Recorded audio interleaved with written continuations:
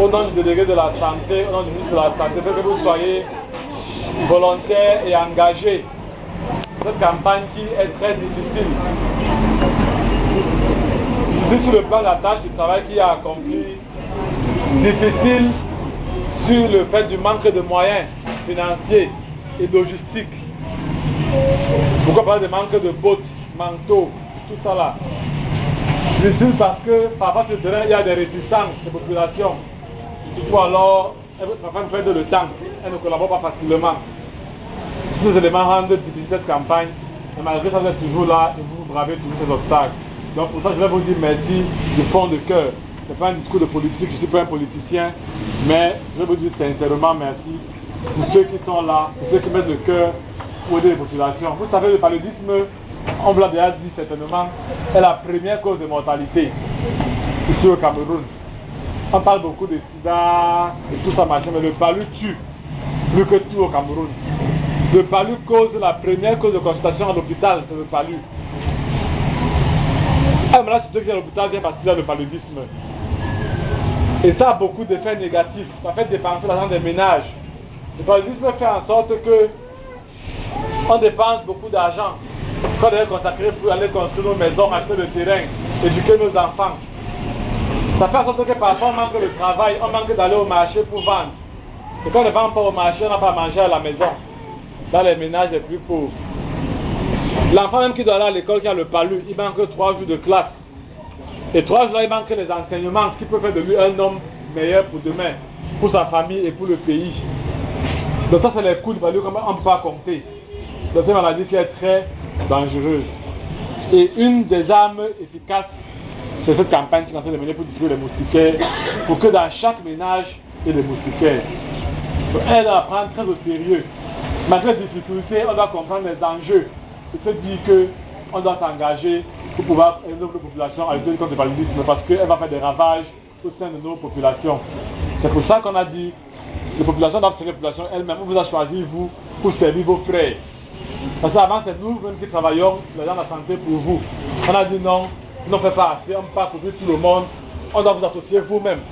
Et ça, c'est une étape du projet Cali Malaria Control for Impact. C'est dans sur 5 ans. Parce qu'après cette campagne-ci, il y aura d'autres actions qui vont être menées. Il faudra superviser que ces médicaments sont utilisés besoin dans les ménages. Que ce ne soit pas retrouvé au marché pour être vendu. Que ce ne soit pas utilisé comme filet de pêche par certains. Que les gens aussi utilisent d'autres moyens de prévention du paludisme. C'est-à-dire que les gens utilisent d'autres approches. Par exemple, faire la propreté dans leur environnement. Parce qu'on sait que là, il y a l'eau stagnante, là, les moustiques prolifèrent pour piquer les gens. En plus de tuer les moustiquaires, il faut faire en plus d'autres actions qu'on va faire sur 5 ans. Et il faut savoir aussi qu'après la fin des moustiquaires, on va s'arrêter là. C'est que les moustiquaires dans les hôpitaux après, pour les femmes enceintes et pour les enfants qui viennent de naître. Parce que pendant la campagne, ceux-là ne sont pas comptés. Les ceux qui sont dans le ventre de leurs mères ne sont pas comptés. Mais ils vont être après. Eux, on va les gérer dans les hôpitaux où ils auront les moustiquaires. Donc c'est un vaste projet. Il est au cœur de ce projet-là.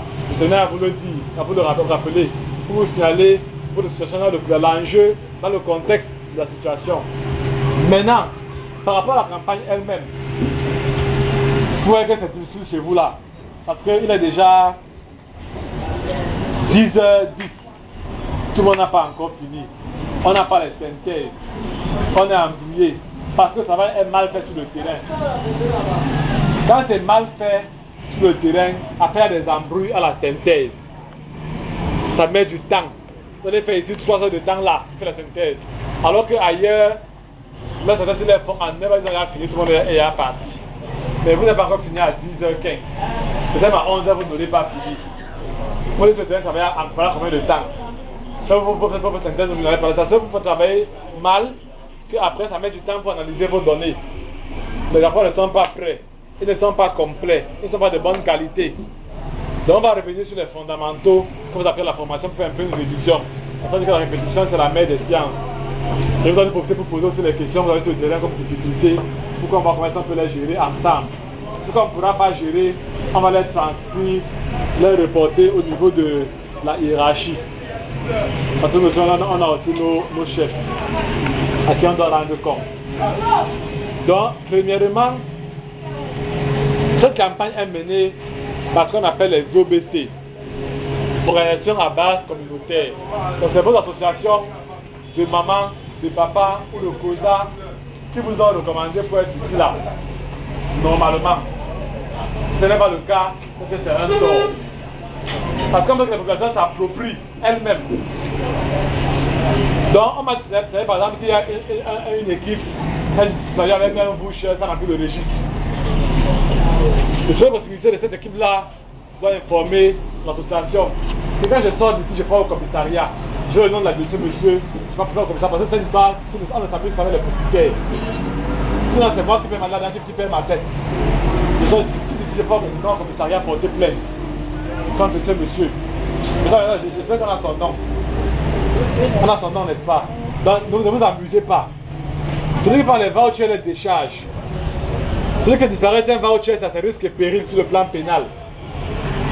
J'ai revenu à 14 h avec le sous-préfet, avec tous les commissaires d'arrondissement, avec le maire et tout ça pour l'évaluation. Et chaque jour, on a revenu avec le sous-préfet, avec ce comité-là, pour suivre. Ils attendent que les discussions passent à un niveau qui vient d'intervenir. Donc ne vous créez pas les problèmes. Celui qui va qui ne peut pas, qui se désiste.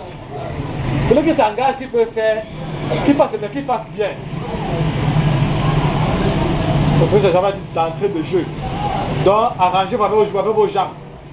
Vous me dire après que non, je suis méchant parce que ça fait déjà 3 jours que quelqu'un qui faisait avec le voucher et il n'est plus sur le terrain. On lui dit va au moment monter les maisons, tu es passé, il n'est plus là.